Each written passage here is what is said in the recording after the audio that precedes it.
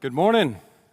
Welcome to the Austin chapter of Reasons to Believe. My name is John Murphy, and I currently serve as the president of the Austin chapter, and we would like to start this Saturday meeting with a word of prayer initially. Dear Heavenly Father, thank you so much for the many tremendous blessings that we receive in life. We enjoy, get to experience your love. We get to experience the joy and the love of friends and family, and even during this pandemic, there are so many freedoms that we still continue to get to enjoy in life, we get to experience, and for that we are so thankful.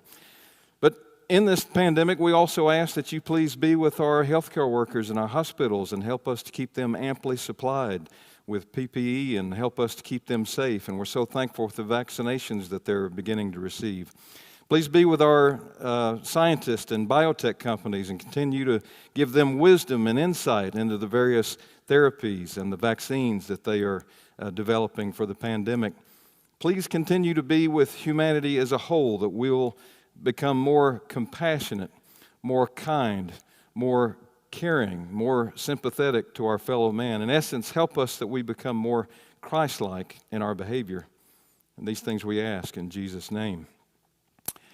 So thank you very much. So last month, if you joined our monthly meeting, we were very fortunate to have Jay Mendenwalt, who was a doctoral student at Baylor University, and he spoke on the science of sex for apologetics and evangelism, and that presentation is posted and up on our YouTube channel if you would like to go back and revisit that, as well as other past presentations we've had since July.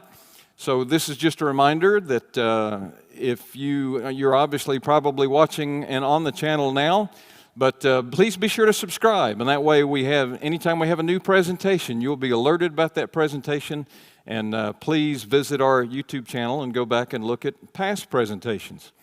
Now we're very excited about the presentations that we have coming up. So next month, the founder and the president of Reasons to Believe is going to be speaking to us, and he's going to be talking about his latest book titled Weathering Climate Change. Now, this has been a big hot button issue, if you will, and it's a very interesting topic, and we're looking forward to exploring that with him next month in February, the second Saturday, February the 13th.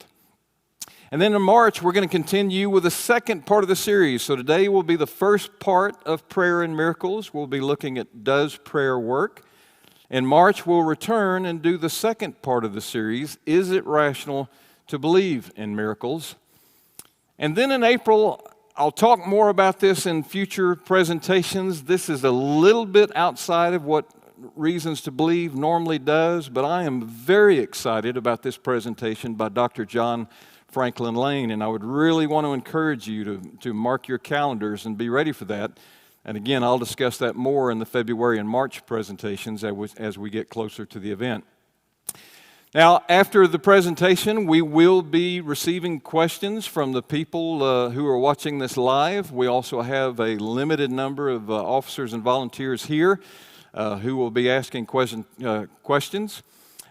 This email address is where you're going to want to send your questions. It is ReasonsTBAustin, ReasonsTB, short for to believe, ReasonsTBAustin@yahoo.com. So if any point during the presentation, if you think of a question, go ahead and send in the email and email your question. That way it'll be ready for us at the end of the presentation when we address some of those questions during the Q&A.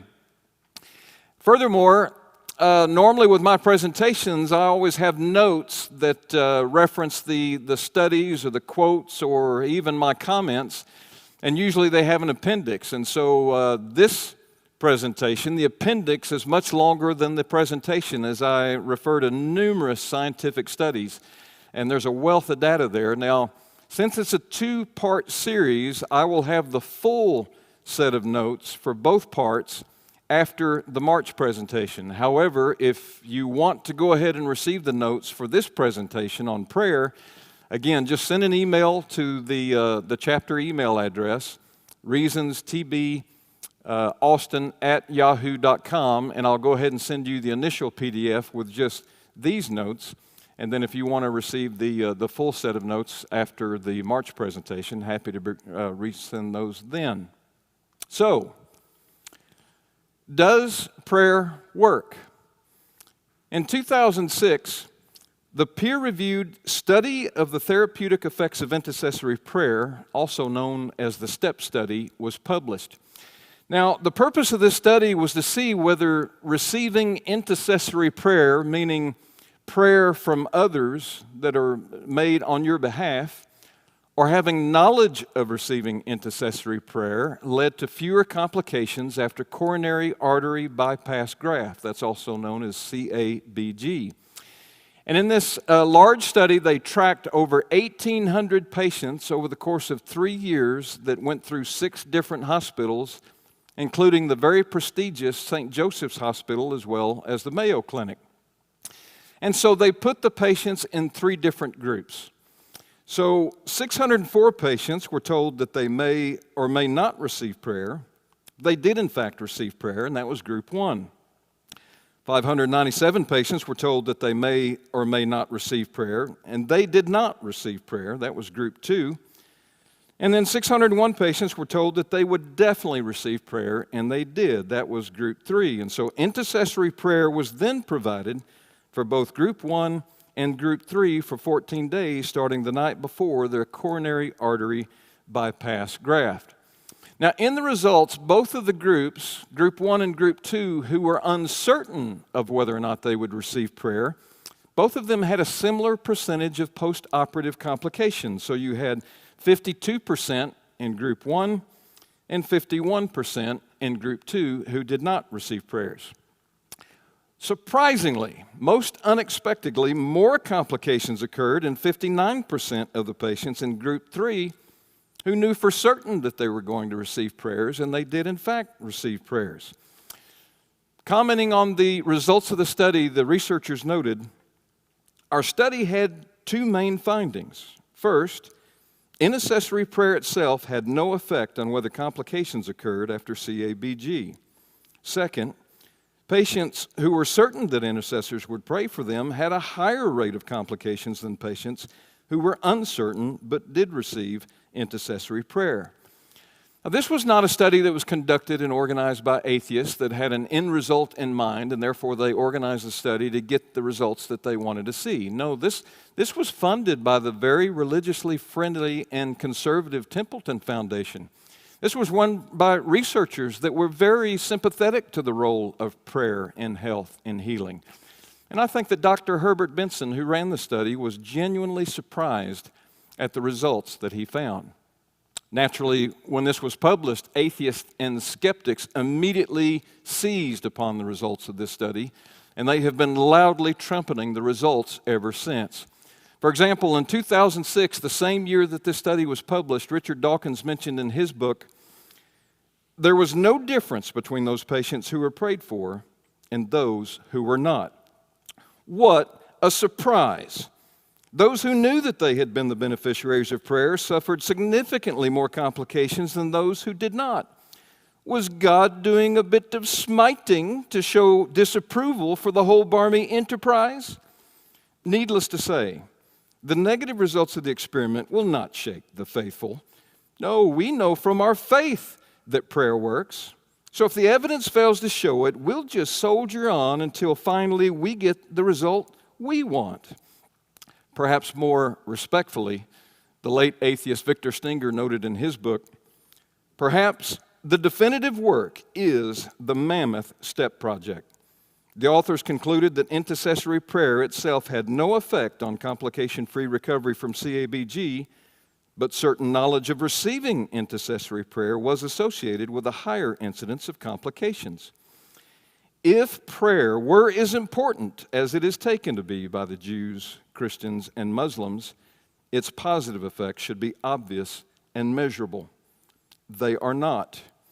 It does not appear, based on scientific evidence, that a God exists who answers prayer in a significant, observable way.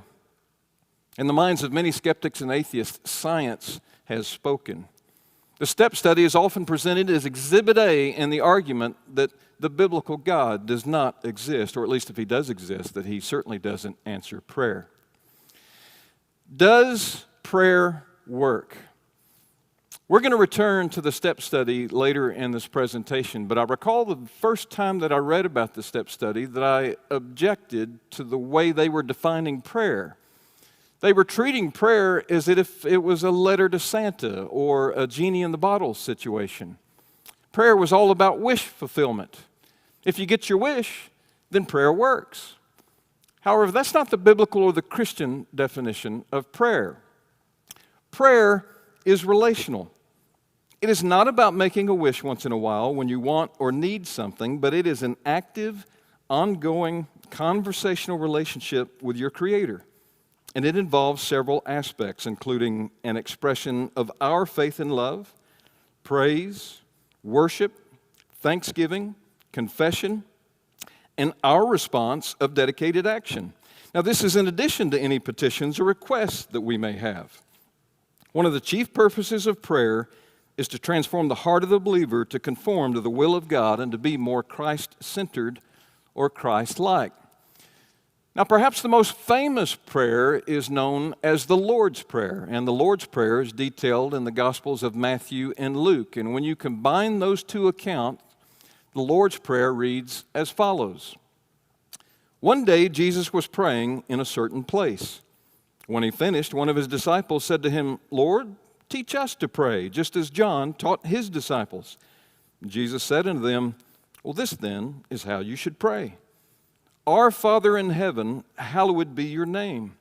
Your kingdom come, your will be done on earth as it is in heaven. Give us today our daily bread.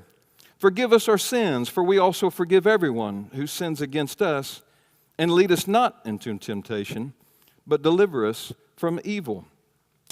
Now, many commentaries will note that this should probably more accurately be called the disciples' prayer, because Jesus here is modeling how his disciples and other believers should be praying.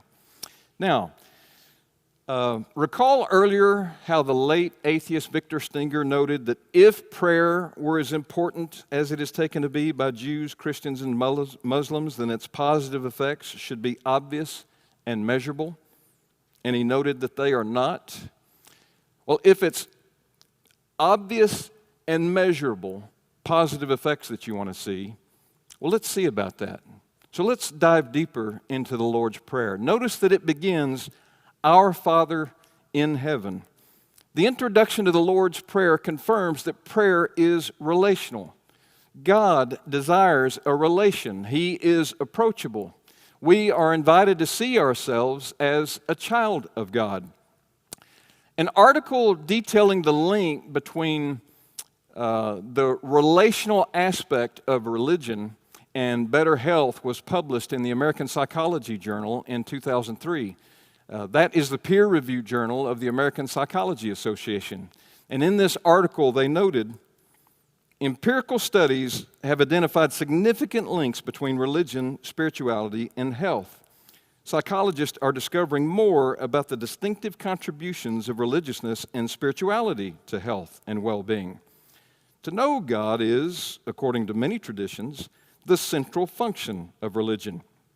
Systems of religious belief, practice, and relationships are designed to help bring people closer to the transcendent.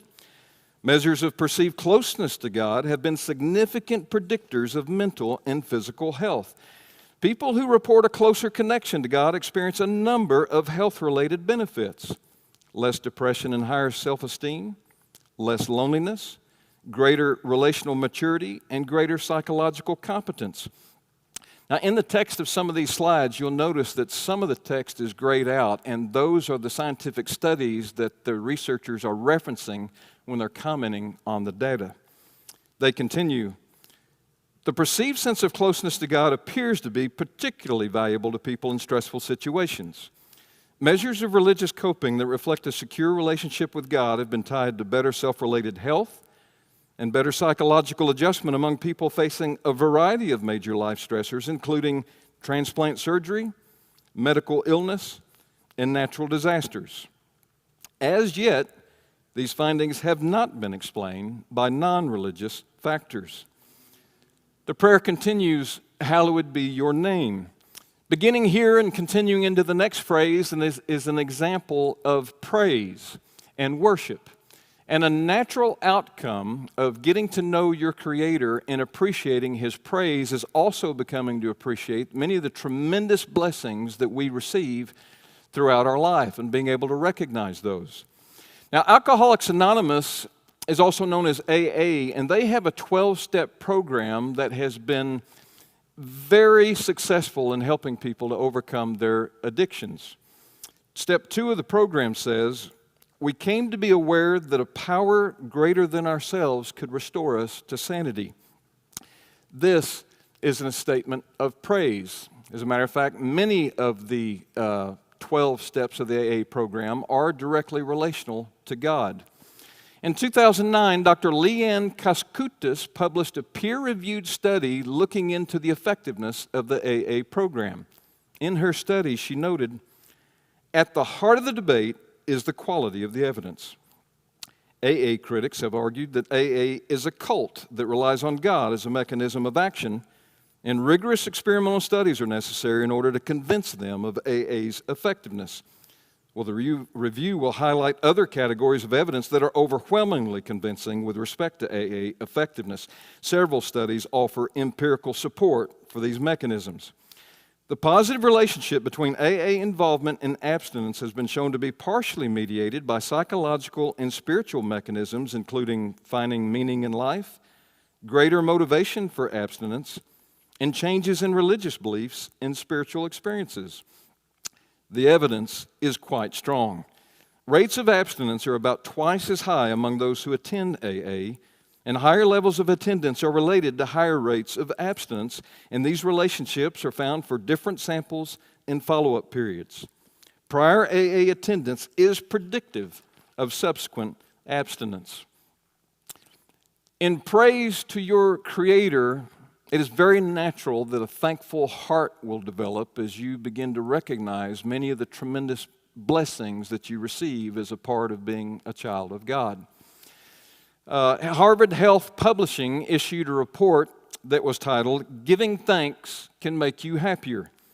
In their report, they noted, gratitude is a thankful appreciation for what an individual receives, whether tangible or intangible.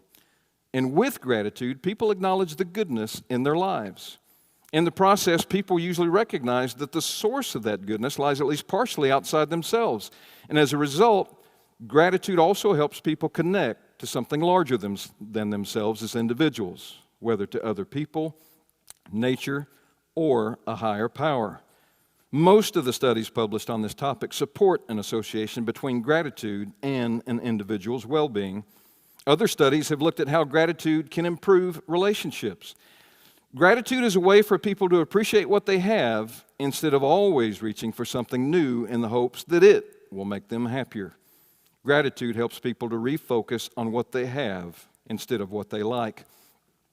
You might notice that every year around Thanksgiving that you'll see numerous articles in the newspaper or on social media talking about the way that Thanksgiving, and gratitude helps to lead with better psychological and physical health.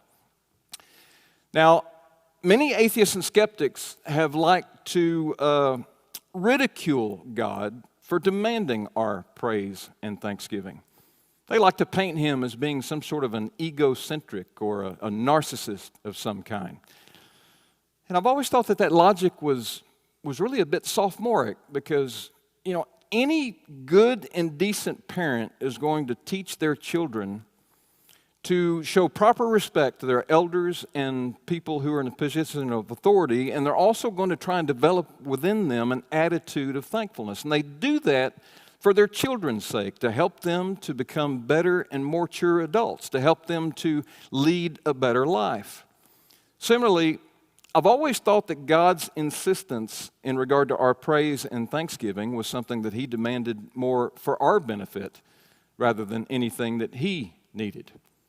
Continuing with the prayer, the next line says, your kingdom come, your will be done on earth as it is in heaven. Incidentally, step 3 of the AA program says, we made a decision to turn our will and our lives over to the care of God as we understood Him.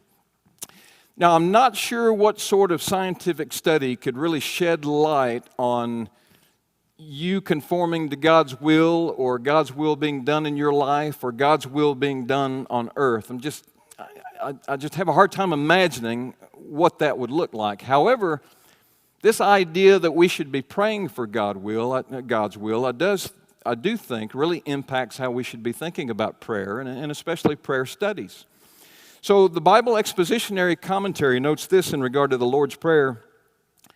This prayer begins with God's interest, not ours.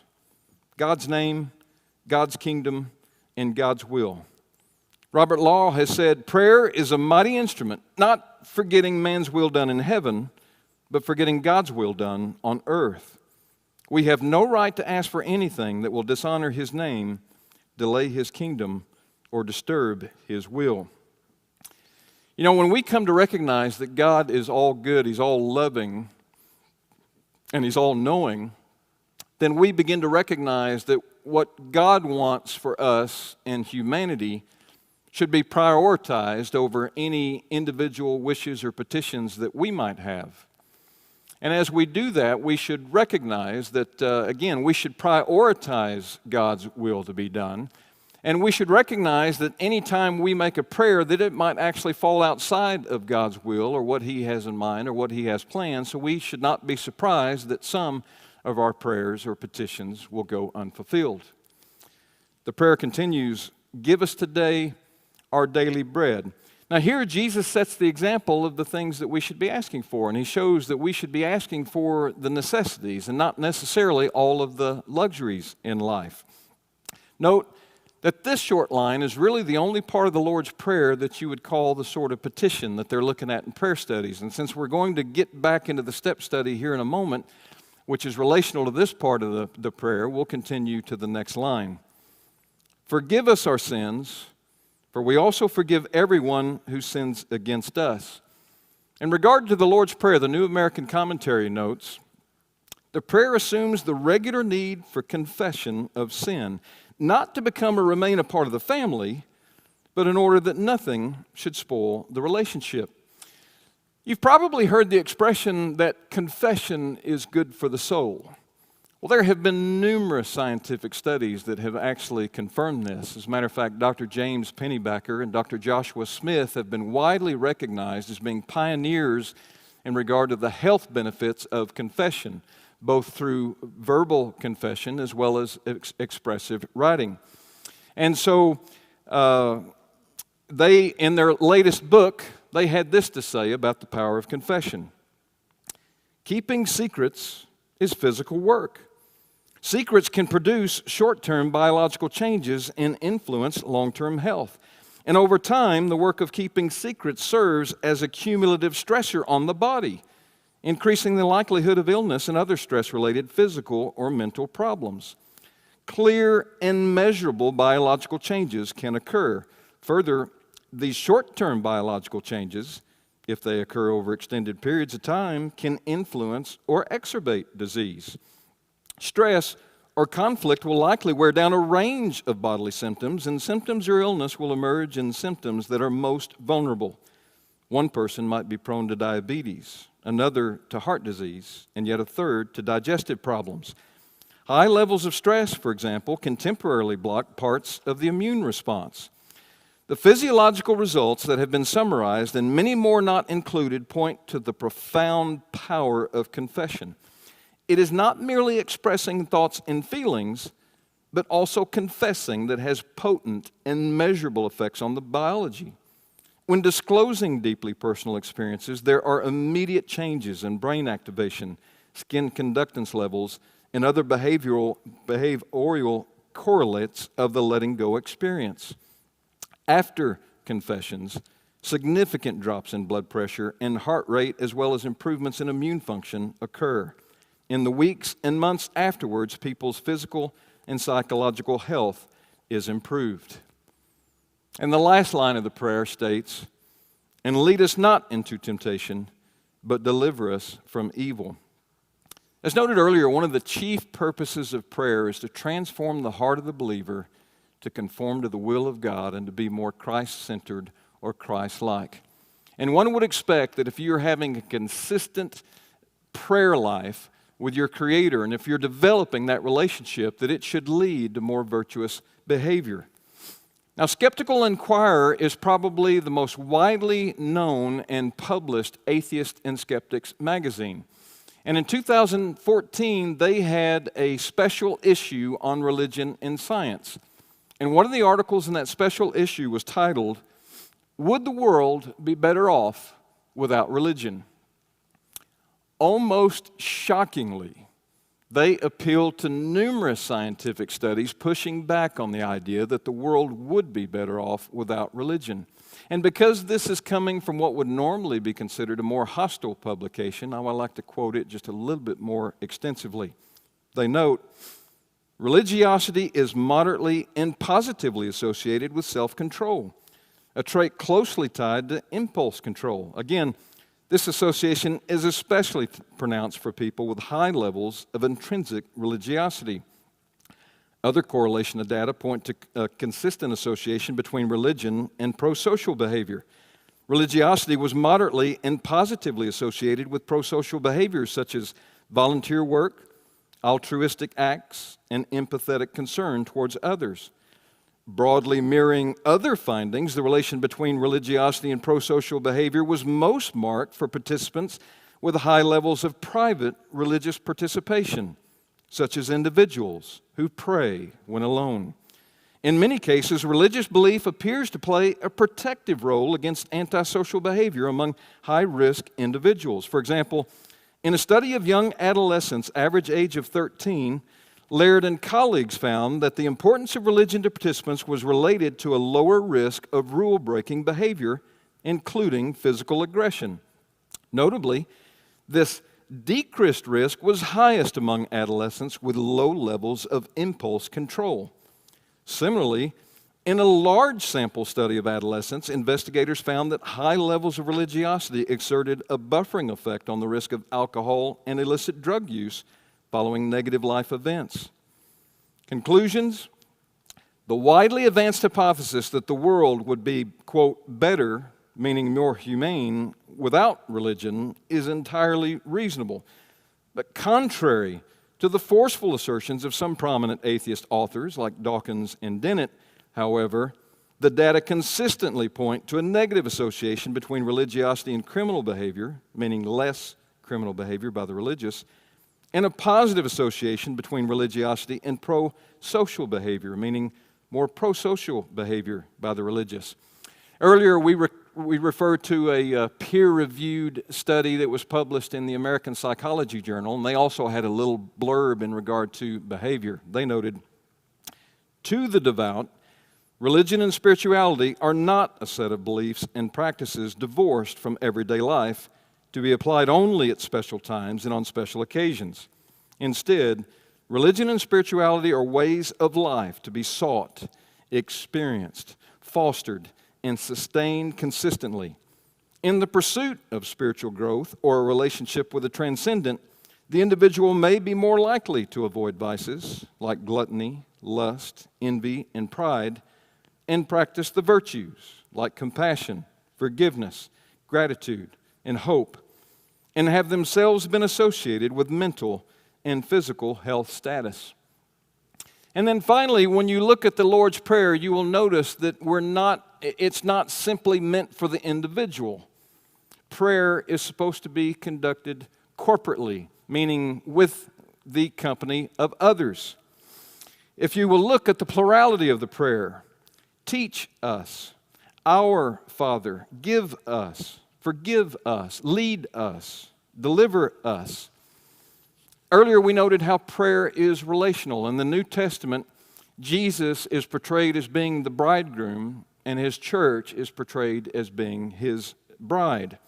The body of the church is expected to meet together, to worship together, and to pray together.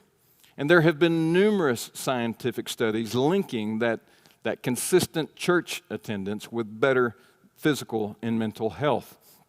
The following was published in the Irish Longitudinal Study on Aging in 2019. A new study uncovers some of the relationships between faith and mental health in Ireland. The research involving over 6,000 adults aged 50 and over found that a majority of the over 50s in Ireland attend religious services regularly, and that a regular religious attendance was associated with lower depressive symptoms in this population. Those who considered religion important but did not attend regularly had higher depressive symptoms. The relationship was stronger in men. Religious attendance was also related to having a bigger social network, which in turn had a positive effect on the mental health of the population. In the April 2016 edition of the Journal for the American Medical Association, the Psychiatry Division, this is also known as JAMA, J-A-M-A, they also had a peer-reviewed study reporting on how regular church attended women who had a lower church attendance had a significantly lower risk of suicide. In their study, they noted the Nurses' Health Study began in 1976 and continued to June 2010. In this large prospective cohort of almost 90,000 U.S. nurses, we found a substantial inverse association between frequent religious service attendance and risk of suicide. Compared with women who had never attended religious services, women who attend religious service once or more per week had a more than 5-fold lower risk of suicide. Results were robust across all exclusions, methods of analysis, and insensitivity analysis. And our results are consistent with other literature suggesting an inverse association between religious participation and suicide. And at that point, they then reference 8 other studies that essentially gives the exact same data. And then finally, in that 2014 special issue in the Skeptical Inquirer, they also had a short note about church attendance. The results of several studies suggest that the correlation between religiosity and crime is moderated by attendance at churches and other places of worship, with more frequent attenders being especially low risk for committing crime. Now, in 2012, I think it was, Dr. Harold Koenig of Duke University published a peer-reviewed meta-analysis of studies involving the research into the health benefits of religion and spirituality in regard to our mental and physical health. Now, a meta-analysis is a study of studies. And many have suggested that this particular study is probably the be-all, end-all of studies when it comes to reviewing the data that associates religion and spirituality with better physical and mental health. Because they identified over 1,200 quantitative original database publications between the years 1872 and 2000, and another 2,000 studies published from 2000 to 2010. They estimated their review captured about 75% of the published research over the previous 130 years. In summation of all of that data and all of those papers, they noted the following. The vast majority of studies showed that religion and spirituality contributed positively, meaning that they improved the following mental traits in persons studied: coping with adversity, positive emotions, well-being and happiness, hope, optimism, meaning and purpose, self-esteem, sense of control, and positive character. The vast majority of studies showed that religion and spirituality had an inverse relationship, meaning that it reduced the following mental traits: depression, suicide, anxiety, psychotic disorder, schizophrenia, bipolar disorder, substance abuse, social problems, delinquency, crime, and marital instability. The vast majority of the studies showed that religion and spirituality contributed positively, improving the following physical attributes: immune function, physical functioning, self-related health, and mortality. The vast majority of the studies showed that religion and spirituality had an inverse relationship, reducing the following physical attributes: coronary heart disease, hypertension, cerebrovascular disease, Alzheimer's disease, dementia, cancer, along with pain and somatic bodily symptoms. The vast majority of the studies showed that religion and spirituality contributed positively to the following behaviors: exercise, diet, and sexual behavior. Studies found that they had an inverse effect on negative behavior by reducing cigarette smoking.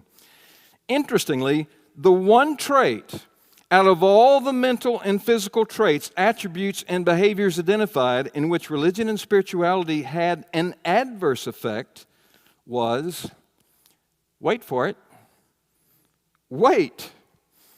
Here they noted, although religion and spiritual people tend to eat a healthier diet, they tend to eat more of it. So this then is the one health behavior that places religion spiritual individuals at greater risk for medical illness. And they also had another blurb that was very significant, noting the most impressive research on the relationship between religion, spirituality, and physical health is in the area of mortality. The cumulative effects of religion and spirituality, if it has any benefits of physical health, ought to reveal itself in an effect on mortality. And the research suggests it does. Considering the 63 methodologically most rigorous studies, 75% found religion and spirituality predicting longer longevity or greater longevity. The effects have been particularly strong for frequency of attendance at religious services. Survival among frequent attendees was increased on average 37%. An increased survival of 37% is highly significant and the equivalent to the effects of cholesterol-lowering drugs or exercise-based cardiac rehabilitation after myocardial infarction on survival. A large volume of research shows that people who are more religious and have better mental health and adapt more quickly to health problems compared to those who are less so. These possible benefits to mental health and well-being have psychological consequences that impact physical health, affect the risk of disease, and influence response to treatment. The majority of studies report significant relationships between religion, spirituality, and better health. Does prayer work? Again, the main purpose of prayer is to develop a relationship with your Creator. And as I noted before, I just don't know how a scientific study could shed light on whether you are improving your relationship with God. However, if Victor Stenger thinks that its positive effects should be obvious and measurable, I think that we could say they are. We could say that emphatically, empirically, and scientifically.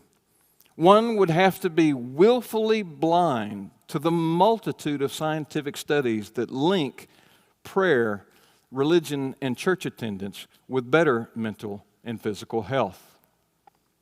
Now, back to the STEP study.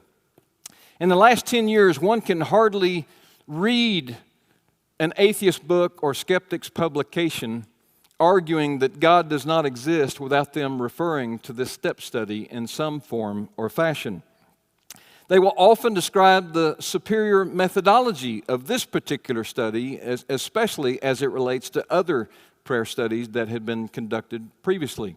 For example, the atheist David Ramsey Steele notes in his book, in studies of intercessory prayer, some studies with lax controls have found a positive effect of prayer. But now, major studies conducted with more rigor have found no effect. STEP, the study of the therapeutic effects of intercessory prayer, clearly indicate that intercessory prayer does not work. They'll often talk about the superior methodology of this study, referring to it being a randomized, double-blind study. Now, it's randomized in the sense that all of the patients were randomly put into the various groups that they were put into, and it was a double-blind study in the sense that neither the patients nor the physicians knew who was actually receiving the prayers, except for group 3 in the STEP study who knew at the beginning that they were going to receive prayers. Now, to me, this emphasis on this being a double-blind study is almost laughable, because what they're attempting to test is whether or not the biblical God answers prayer, and the biblical God is said to be omniscient. So he wouldn't be blind to anything that's going on in the study, right? He would be expected to know more about what's going on in the study than the researchers themselves. And this raises some interesting things to discuss and to ponder and to think about. Well, first of all, in the Bible, we're told, do not test the Lord your God. Now, a lot of the atheists and skeptics think that this is a real cop-out, right? Yeah, well, God doesn't exist, so of course you're going to tell people you can't test for him. No, hear me out, okay? Remember that prayer is supposed to be relational.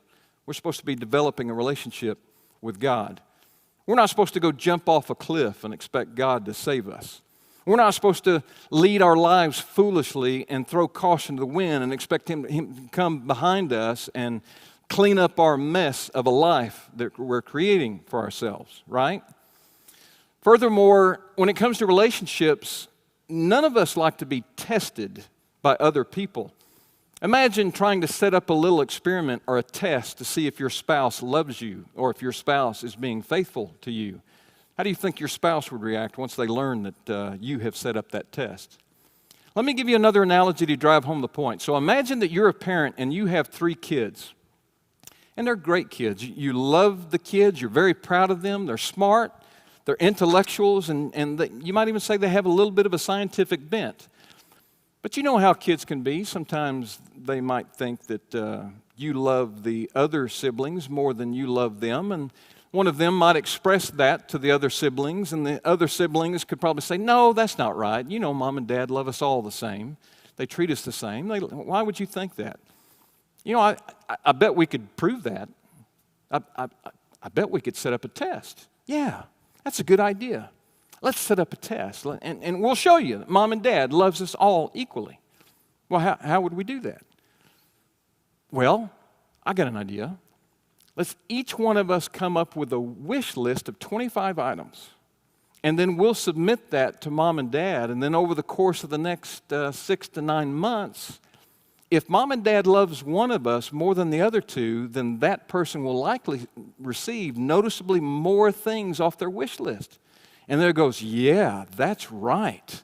Let's do that. And as they start thinking about this, and they start talking about it and setting up and gathering their wish list, they get pretty proud of themselves. And they think, you know, let's post this to Facebook. Let's show everybody what we're doing.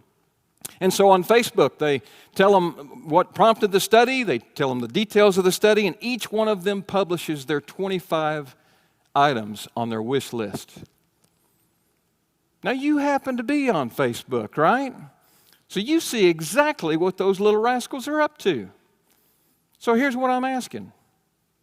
How would you respond? What would you do?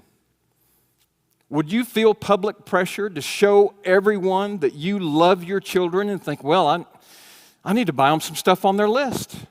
And I need to buy an equal amount for each one. Do you need to buy all 25 for each one of them to really show you love them?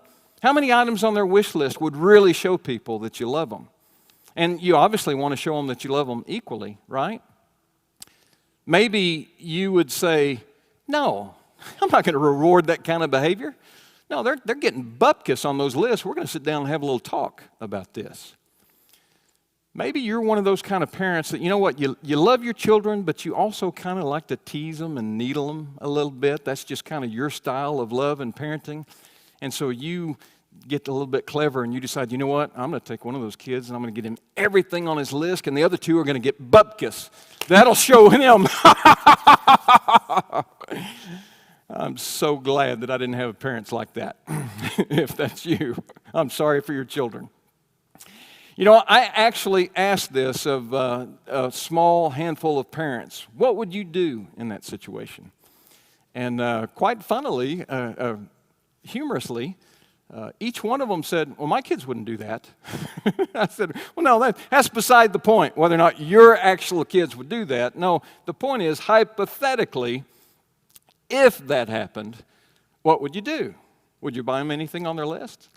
All of them said no, they wouldn't buy them anything on their list. As a matter of fact, one of them I thought really had a great answer that, you know, if that happened, I would see that as much a parent fail as it was a failure on their part. And I would sit them down and I would want to tell them that the gifts that we buy for them is a very shallow measure of our love for them. Now, I ask you sincerely and seriously, however it is that you chose to respond to this little study, this little experiment, do you think that it would be a scientifically valid measure of whether you love your children, whether you love them equally, or whether you actually love one more than the others? I can't help but think that as a parent, you would be genuinely disappointed that they had reduced your love for them, to something that was so superficial. Similarly, I can't help but think that God would be really disappointed in these type of prayer studies because they're using such a shallow definition of prayer. And to his credit, David Ramsey Steele is the only one that I've noticed that actually recognized this when he noted in his book just how we should imagine the omniscient and omnipotent God, creator of the universe, reacting to being fed some names rather than others as a part of a medical study is not entirely clear.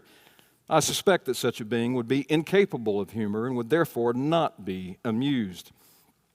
Now, earlier we also talked about how he acknowledged that some studies with lax controls have found a positive effect of prayer. Well, the STEP study also referred to previous studies showing a positive effect, noting, "Our findings are not consistent with prior studies showing that intercessory prayer had a beneficial effect on the outcomes in cardiac patients." And so in their study, they then referenced two previous studies that had been published showing a positive effect of prayer. So the first of those studies was conducted by Dr. Randolph Bird, and it was published in the Southern Medical Journal in July of 1988. Now, this also was a randomized, double-blind study in the sense that it had two groups. One group was the prayer group that would receive prayers. The other group was the control group that did not receive prayers. In publishing the findings of their study, they noted, "Prayers to the Judeo-Christian God were made on behalf of the patients in the prayer group by, quote, born-again believers in Jesus Christ. Analysis of events after entry into the study showed that the prayer group had less congestive heart failure, required less diuretic and antibiotic therapy, had fewer episodes of pneumonia, and fewer cardiac arrests, and were less frequently intubated and ventilated. These data suggest that intercessory prayer to the Judeo-Christian God has beneficial therapeutic effect in patients admitted to the CCU." Back in 1988, when this was published, the theists all said, "What a surprise! We could have told you that prayer works. We know that prayer works. You didn't have to set up a study to demonstrate that, but thank you for doing so." Well, the atheists and skeptics, they weren't so easily swayed. No, there's something going on here. And so they dove into the methodologies of the study, and they criticized the methodologies, and they did not accept the findings. The second study that was detailed was conducted by Dr. William Harris and published in the Archives of Internal Medicine in October of 1999. Now, they attempted to correct for some of the methodological difficulties of Bird's study, and they attempted to see if they could duplicate Bird's findings, but they adopted their own variable weighted scoring system in an effort to better score this particular study. They also used a randomized double-blind study with two groups, one being the prayer group and one being the control group, and in reporting on their study, they noted, "In conclusion, using our scoring system, we found that supplementary remote blinded intercessory prayer produced measurable improvement in the medical outcomes of critically ill patients. Our findings support Bird's conclusions, despite the fact that we could not document an effective prayer using his scoring method." Recall earlier how Dawkins was chiding believers because they were unwilling to accept the results of the STEP study, noting, "Needless to say, the negative results of the experiment will not shake the faithful. We know from our faith that prayer works, so if the evidence fails to show it, we'll just soldier on until finally we get the result we want." I can't help but notice that back in 1988, when the first prayer study was published, that Dawkins didn't immediately accept that study. He didn't come out and say, "Well, I guess maybe God does exist. This study seems to suggest that." Also, can't help but notice in 1999, when that prayer study came out, duplicating the positive effects of the first study, that Dawkins didn't say, "Well, I guess science has spoken. Maybe there is a God. Maybe I should rethink my thoughts about that." No, Dawkins soldiered on, didn't he? Waiting until he got the negative results, or he got the results that he wanted to see, right? I can't help but notice how skeptics and atheists have been so critical of the Bird and Harris studies, but then have accepted so uncritically the results of the STEP study. You know, I've read about the STEP study for going on over a decade in the various books and skeptics publications that I read. But until this presentation, I had never actually read that study myself. And so in preparation for this, I was able to obtain a copy of that study. I was able to read it in its entirety, and I found some very interesting, eye-opening revelations in the study. Now, one of the common acknowledgments that happens in each one of the prayer studies is the fact that they can't control for friends, family, and church groups who are praying for the patients outside the protocols of the study. Each one of the studies recognizes that it's very likely that our patients, or those patients in the study, were going to receive prayers from that group. And so all of the studies mention that, and this is what the STEP study specifically mentions in their notes. Now, we did not request that subjects alter any plans for family, friends, and or members of their religious institutions to pray for them, because to do so would have been unethical and impractical. At enrollment, most subjects did expect to receive prayers from others regardless of their participation in the study. We also recognize that the subjects may have prayed for themselves. Thus, our study subjects may have been exposed to a large amount of non-study prayer, and this could have made it more difficult to detect the effects of prayer provided by the intercessors. Now, this wasn't the eye-opening part, okay? This was just simply an intellectually acknowledgement by the researchers in regard to the limitations of the study and maybe some of the conclusions that you could make. All of the researchers in these studies make this exact same notation, and many of the critics also pick up on this particular thing when they're commenting on the study. So, for example, in 1988, after the Bird study was published, the atheist publication Free Inquiry invited a physician to review the study and critique the findings. And in that critique, he noted, the most striking flaw in the study's methodology is one forthrightly acknowledged by Bird, then quotes the study. It was assumed that some of the patients in both groups would be prayed for by people not associated with the study. This was not controlled for. Therefore, quote, pure groups were not attained in this study, end quote. And so then the doctor continues, although unlikely, it is nevertheless theoretically possible that the control group, the group that did not receive prayers via the study, received as many prayers as did the prayer group, if not more. His point being is that he found these results to be highly dubious because he thought that the control group could have received just as many prayers, and therefore he didn't trust the data. So again, this is something that's been acknowledged by researchers, and the researchers and the critics all recognize that that is, quote, a possibility. No, what was really eye-opening, and I would even say dumbfounding at the same time, was this little nugget describing the patient characteristics in the study. They noted, preoperatively, subjects were asked whether friends, family, relatives, and or members of their religious institution would be praying for them.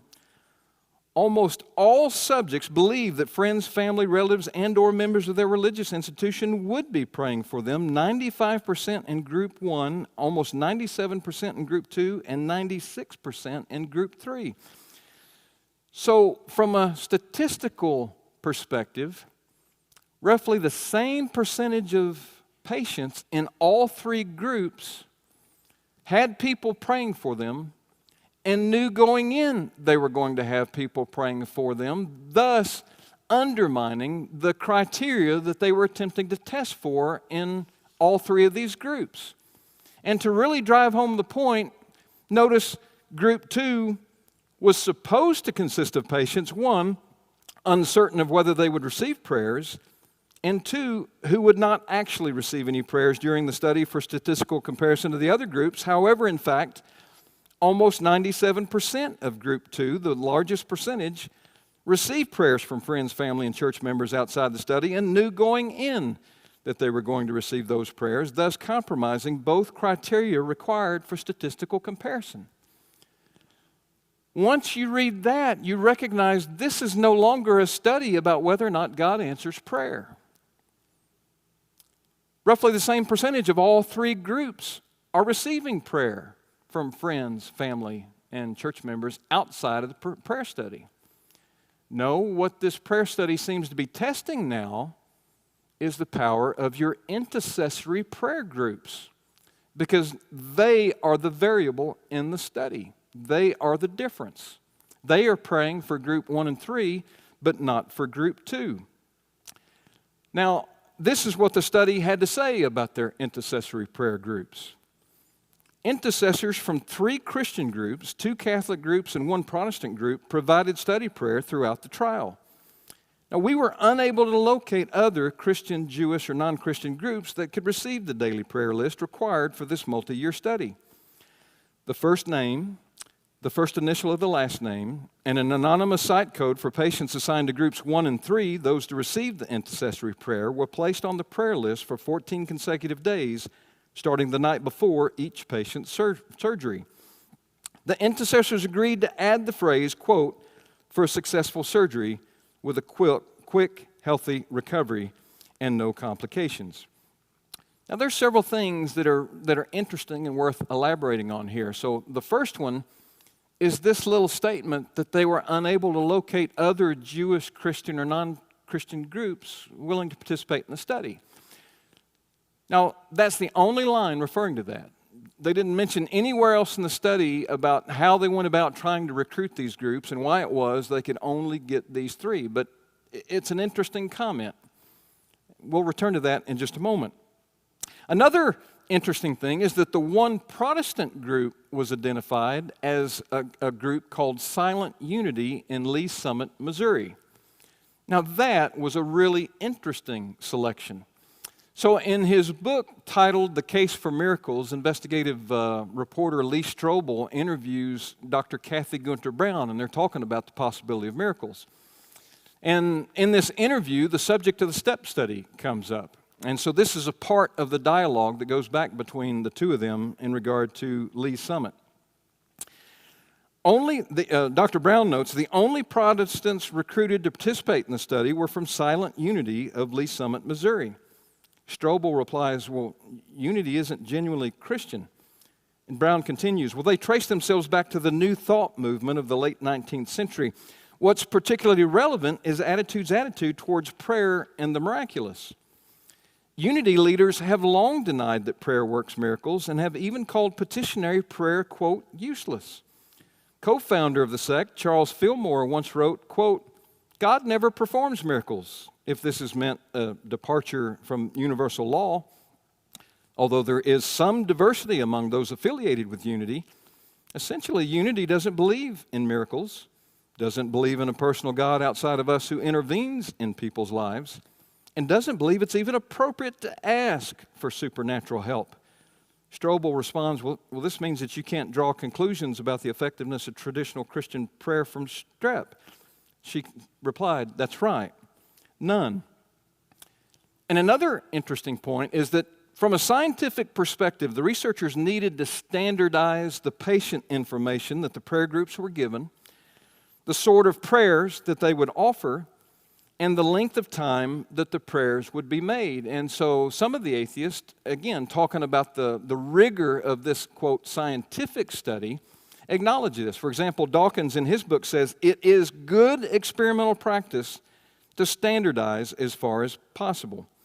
And they were all accordingly told to include in their prayers the phrase, quote, for a successful surgery with a quick, healthy recovery and no complications. But remember that prayer is supposed to be relational. Prayer is supposed to be you developing a better relationship with your Creator. It is not supposed to be you reciting memorized lines that have been handed to you by a third party in an effort to test wish fulfillment. And to a certain extent, the researchers actually acknowledged that they were sort of changing the way that prayer worked. They noted, our study had limitations. We placed constraints on how intercessory prayer was provided in this study.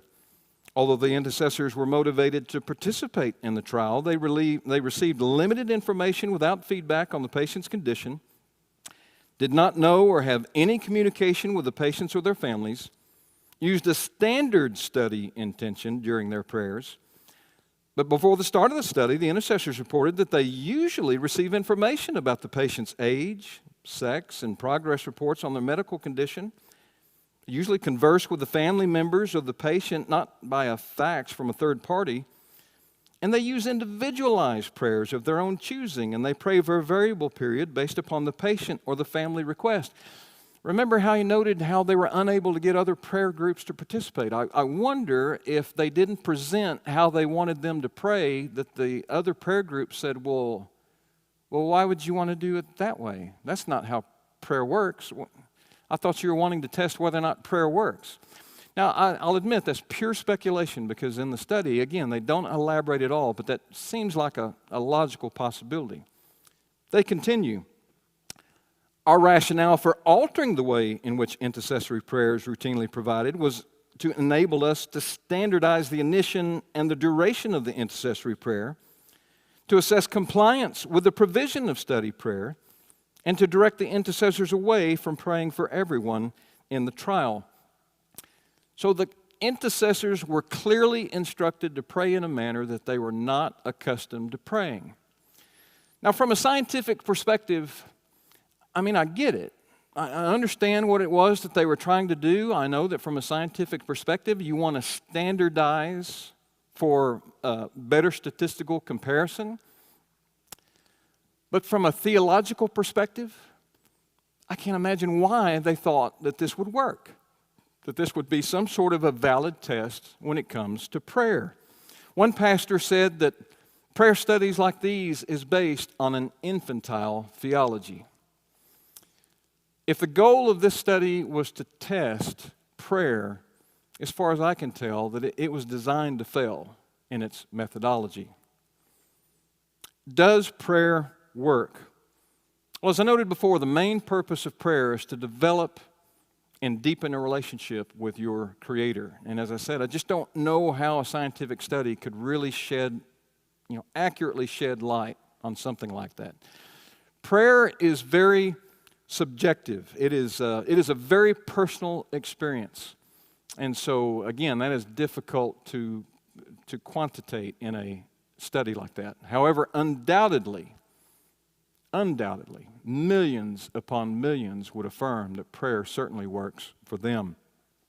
A multitude of empirical studies demonstrate convincingly, compellingly, that prayer leads to better health outcomes, both mental health and physical health.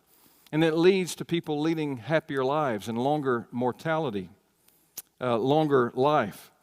Studies attempting to measure the effectiveness of intercessory prayer have been riddled with methodological challenges and have found to be wanting by both atheists and theists alike. However, prayer studies like these, they really don't get to the heart of the matter and really don't answer the questions that we really want to know. Studies that show that some prayers recover more quickly than others, or that some patients have fewer complications than others, or that some patients have fewer recurring issues than others, aren't really that compelling to the skeptic. They can always fall back on natural theories, and they certainly can criticize the methodologies, especially when the evidence is so interpretable, if you will, and subjective in a lot of instances. No, what we really want to know is, do real, verifiable miracles happen? Is the supernatural genuinely possible? Can a person have a medically diagnosed, scientifically verified condition 1 minute and be 100% cured the next minute without any medical intervention? Are there events which are truly inexplicable via natural mechanisms? In short, is it rational to believe that miracles are possible? This will be the topic of our conversation in part 2 of the study of prayer and miracles. Is it rational to believe that miracles are possible?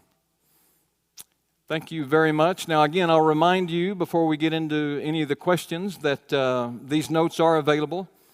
Hopefully, we'll have a banner at the bottom now that will show that email address of reasonstbaustin@yahoo.com. So if you would like to get a copy of the notes, and as I mentioned before, I actually have more in the appendix detailing other stories and relating to prayer itself than is in the presentation. So love to get those to anybody who's interested. So at this time, I would love to take any questions. If anybody had a question who would be willing to step to the microphone here.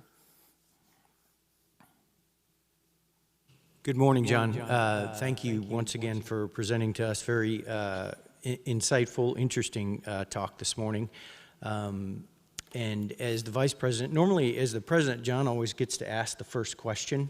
And I was grateful this morning that he's not able to do so, because it's really difficult to ask yourself a question, although I suspect he could do it.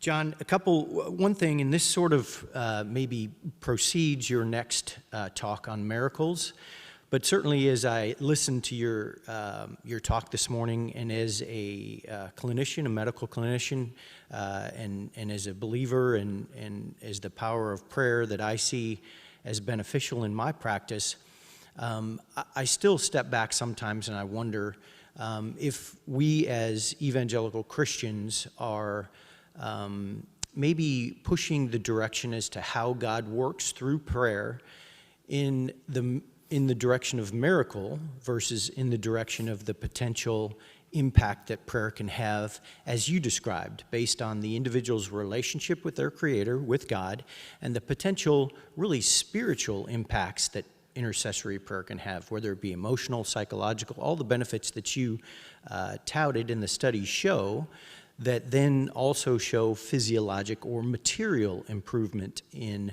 a patient's medical condition, for example, because many of your studies were based on medical situations. So I wonder if we as Christians, we know that when Jesus left, he sent the Holy Spirit to intercede for us. We know what the fruits of the Spirit are: their faith, their hope, their love, their faithfulness. Are we as Christians sometimes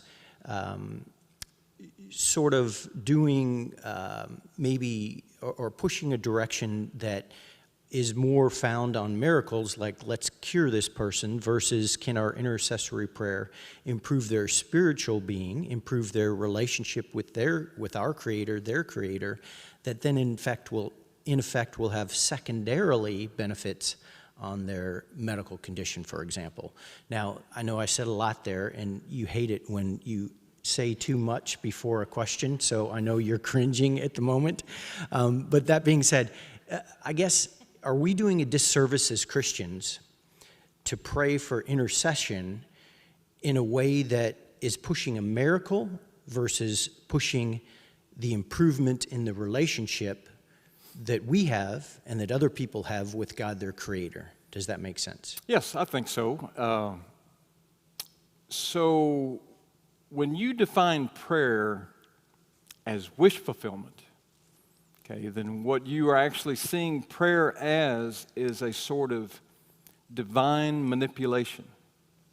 You're trying to get God to do the things that you want Him to do in your life or in the lives of others, and your will becomes primary, okay, when you want God to answer your prayers. And so two movies have an interesting perspective on that. So I can't remember the title of the movie, but Jim Carrey was in a movie several decades ago that God granted him his wishes. And, he made him God, if I remember correctly. Yeah, so he made him God for a short period of time and let him take all these prayers and respond to them. And he just simply replied to all, granted their wishes, and there was just world chaos with everybody getting their wishes. Interestingly, Lacey and I watched Wonder Woman 84 last night, and there was a very similar part of that. And I don't want to give up too much of the movie because it's still in theaters, and nobody likes someone who gives away the plot. But there was also a part about wish fulfillment and the chaos that it can generate in this movie. So that was also interesting. So yes, I don't think that it's morally wrong for a person to pray for a miracle, okay? And when I have loved ones and people who are suffering, I always try to pray for God's will first and foremost. Because there may be something in that suffering, there may even be something in that death that will have a greater positive effect that God is going to use, as an in use. But I also don't hesitate to pray for the doctors to have wisdom and for the patient to recover more. And whether they recover through natural means or through a miracle, again, I do certainly pray for God to do that. Now, I can tell you personally, and I'll get into this more in part 2 of the series when we start talking about miracles, that I'm cautious in that regard, that I certainly don't expect a miracle. I rarely expect a miracle. But I do think that God listens to our prayers, and there's a difficulty when you understand, when you think logically about God responding prayers, when you understand that God operates outside the timeline of our universe, and so He knows before we're ever born what's going to happen in our lives and the things that we're going to ask for and everybody else is going to ask for, and how He uses our free choice as individuals where we get to enjoy the benefits and suffer the consequences of our decisions, but then He can selectively use the free choices of individuals to accomplish the end goal that He wants to have happen. And so how that comes into prayer, when God knew before you even asked the prayer what was going to happen and how He was going to use it, it gets to be pretty deep philosophy thinking about it. But it was a good question. Thanks, Thank LD. you. Yes, ma'am. So I feel like the thrust of your presentation, which I agree with, was that prayer is about developing a relationship with your God, and that benefits you in more ways than your physical health. But that prayer is about developing your relationship with your God. So given that, is it useful for me to pray for others? Is it useful to others for me to pray for them? Does it do any good to my daughter for me to pray to God for her if prayer is about me and God? Yes. Yes, actually, I believe one of the scientific studies that I came across and the research for this actually showed that people who pray for others, they then connect themselves to others, and they become more compassionate and more concerned about the welfare of other people. And so that offering intercessory prayer for the individual doing the offering, that also helps them to be it leads to more pro-social behavior and more virtuous behavior. Again, more sympathetic concern for other people. It helps them to connect to other people. So yes, I do think that there are benefits for the individual. Interestingly, the 2 prayer studies, the one from 1988 and the one from 1999, they attacked those studies differently. So the first study, Bird's study, which only had about just a little bit under 400 patients, they let all the patients know that they were participating in the study, and they asked them all to sign consent forms for it. Harris, in his study, had about 1,000 patients and physicians in that study, and nobody knew that they were participating in the study. Therefore, there were no consent forms, and they wanted to see whether having knowledge of it had any variance. When again, both studies showed positive effects, whether or not they knew they were getting prayer or not, for the people receiving the intercessory prayer. That makes sense. Did I answer your question? Yes, thank you. Thank you. Okay. Anybody else? Yes, sir. Yep, sure. So a couple of questions coming in from our YouTube audience. I'll ask the first question and pause and then let you answer and ask the second question, if that's okay. Sure. We're commanded not to test the Lord our God. First question is, do we think that any study such as Bird attempting to scientifically test whether prayer works goes against that commandment? Yes, is the very short answer to that. I do think that those prayer studies go against the spirit of do not test the Lord your God, because that's exactly what you're trying to test. You're trying to test whether you can get God to answer prayers. And as I mentioned before, from a relational perspective, I mean, none of us like to be tested by those that we love and we have close relationships with, and that was the point of the analogy of the 3 children. So I do think that prayer studies that are like that define prayer in that manner, which is simply just saying that it's wish fulfillment, is an example of divine manipulation, trying to see if you can get God to do these certain things on your behalf. Yep. And the Second question is, would the studies of the positive effects of prayer on those praying themselves be testing the Lord as well? The studies on the positive effect of those praying for themselves, would that be an example of that? Yes. Well, I guess it depends on how the study is set up. If they are asking people to lead their lives as they normally lead them, and then they analyze the health data from that compared to people who have a different lifestyle or make different choices, I don't necessarily think that that is testing God. Okay. I think that is showing it's showing the positive benefits of the biblical life, of leading the biblical life that you would expect. You know, a lot of pastors say that the Bible is like your owner's manual of your car. It tells you, how you can best operate your vehicle and how to get the most out of your vehicle. And so the Bible is, how to best run your life and live your life and how to get the most out of your life. So doing studies that show that has obvious effects, and one might even say divine wisdom tied to it. No, I don't think that's the same thing. Okay. Yes, sir. A couple other questions came in from our viewers, and again, I'll do the same. I'll ask the first question, and then we'll follow up with the second from the same questioner. Does the STEP study give a health score to each of the 1,800 patients? Could it be group 3 was sicker than the other 2 groups?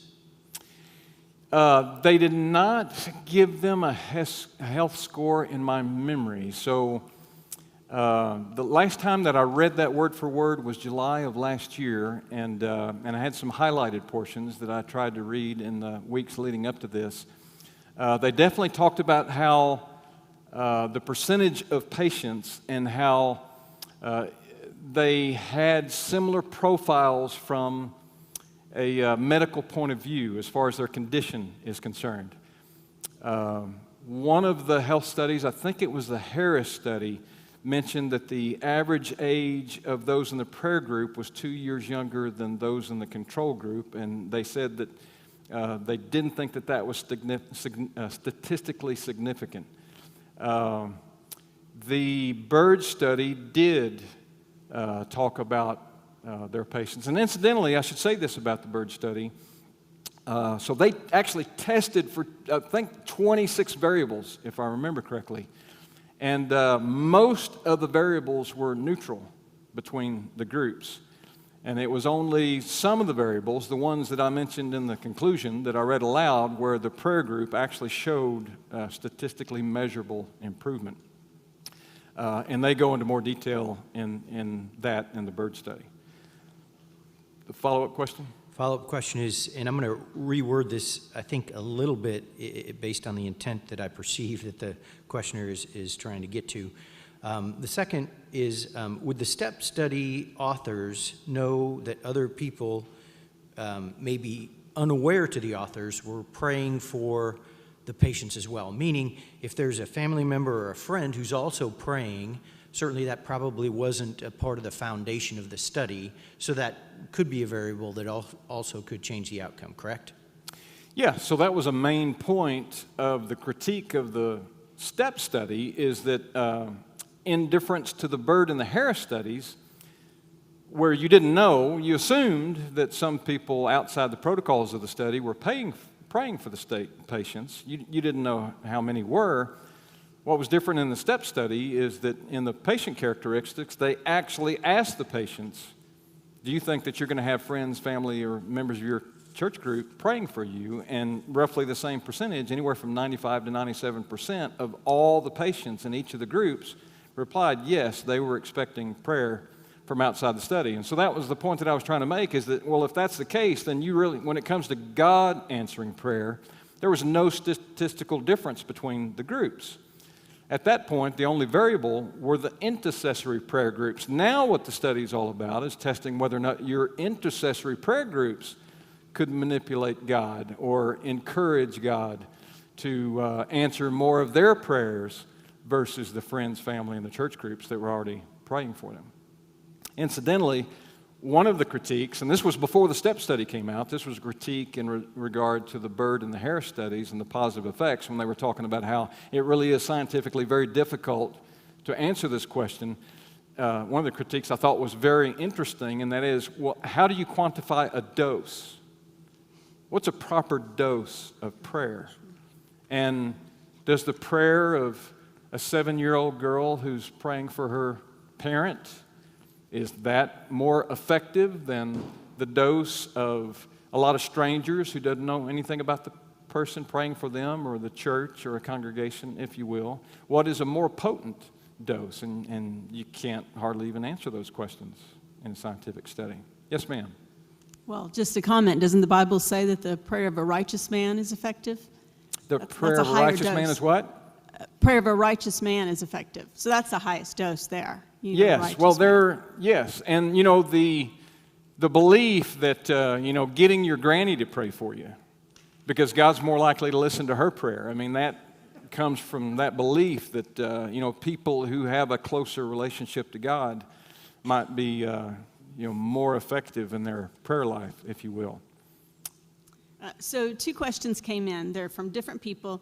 The first one is sort of a clarifying question, just to make sure that they understood the article and that maybe you didn't misspeak. The article on would the world be better off without religion? The first line said there was a statement that the skeptics' argument that the world would be better off without religion, that's a reasonable thing to say. But then all the studies cited seem to show the opposite. But on the study side? The studies cited seem to show the opposite.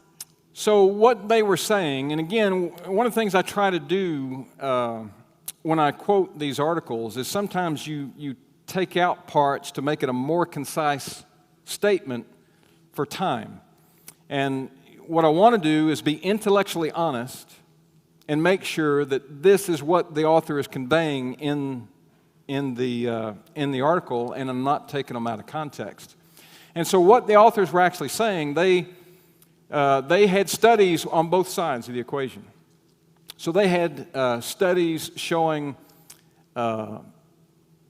disadvantages of religion, which I agreed with a lot of their assertions. They were talking about in some instances religion can be dangerous, and you don't have to look anywhere past Islamic terrorists to agree that, religion can be dangerous. Some people do use religion for an excuse to do awful and terrible things, and so they're right in that regard. But then they also appeal to numerous studies saying that religion also has a lot of good effects, not only on the person and the health benefits that they receive, but also on the community because of the pro-social behavior and the altruistic acts and the things that those people then go out and do in the community. And so the point that they were making in that conclusion was that the assertion that the world would be better off without religion is reasonable, and scholars and researchers should continue to research that question and answer it. And they said, but despite the assertions of Dawkins and Dennett and those others, there are many studies that show that religion has benefits. And so in past that, when they were concluding their article, they were saying that each side can appeal to a study that makes their point. But at the end of the day, they thought that a lot of times they're being used out of context and they're not being used correctly. And to be perfectly candid, I thought it was a very well-written, intellectually honest article. I thought they did a really good job in a publication that is usually a polemic against religion or God. And I was frankly surprised that they published it. Hopefully that answered the question. I think it did. Okay. Anything? So there's another one All right. from a different person, different venue. I may have missed this, but the studies I saw referenced did not identify the receiver of the prayer. the biblical God or some other God? This seems important. Yes, so the Bird study did specifically talk about how they were praying to the Judeo-Christian God, and did mention that they specifically were recruiting individuals who called themselves Christians, and they had a specific question that they asked of them, and they noted that each one of them affirmed this question. I can't remember the exact wording of that question, but it was something along the lines that I believe in, Jesus Christ, the God of the Bible, something to that effect. And so the Bird study was the one that was the most specific in that they were praying to the Christian God. I don't remember the Harris study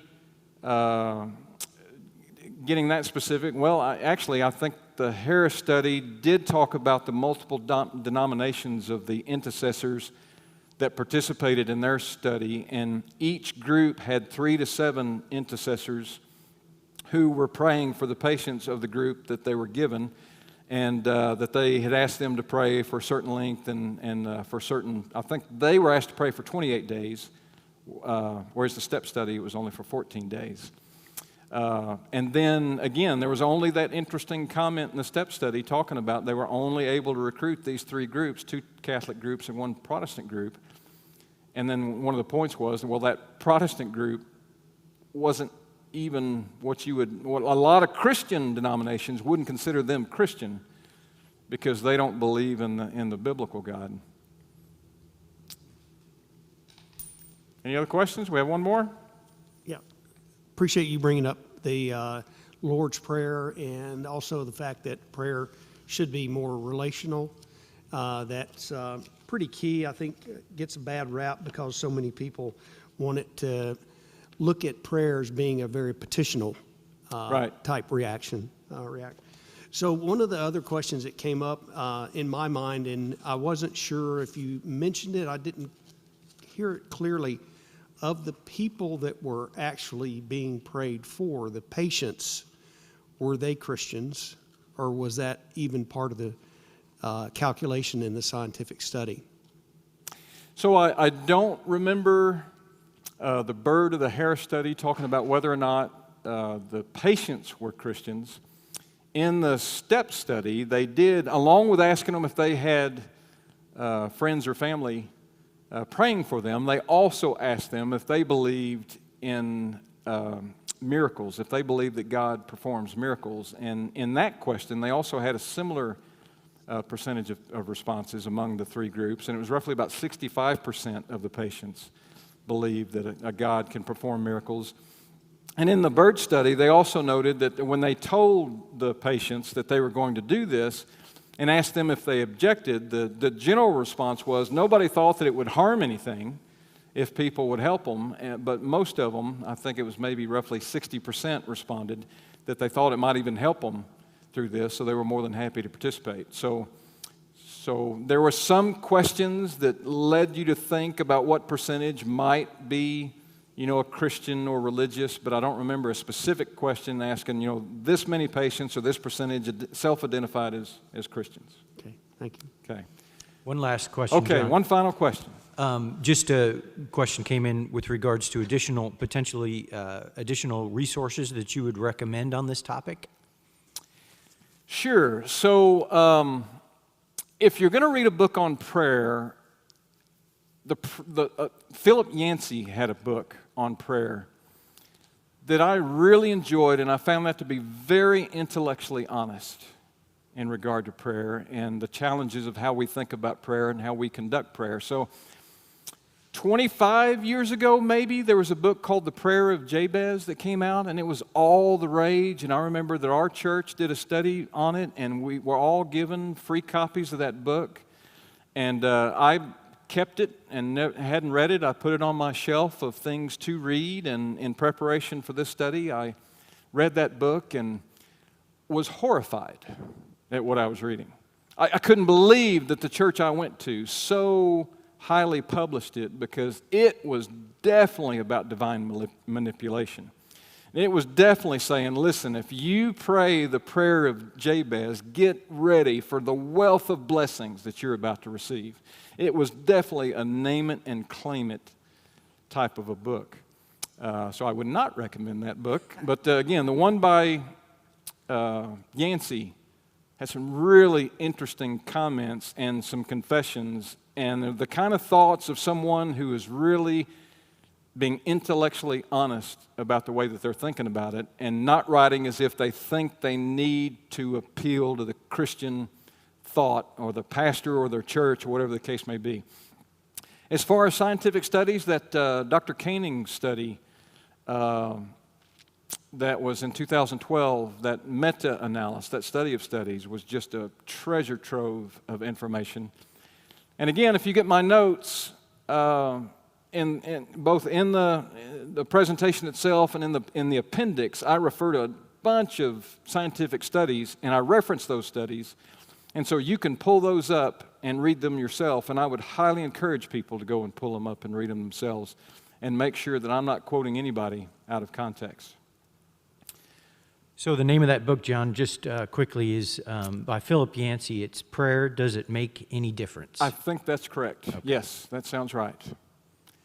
Thank you very much for your time and attention and the questions. Look forward to seeing you all again in February.